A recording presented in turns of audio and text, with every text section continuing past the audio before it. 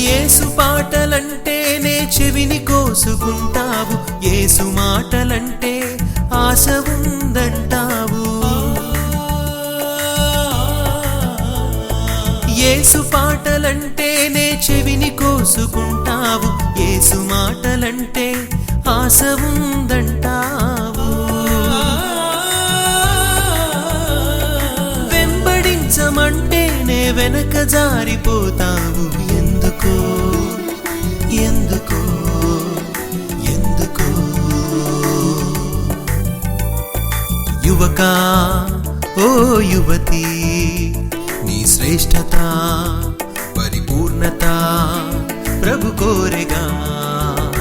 యువకా ఓ యువతి, నీ శ్రేష్టత పరిపూర్ణత ప్రభు కోరెగా.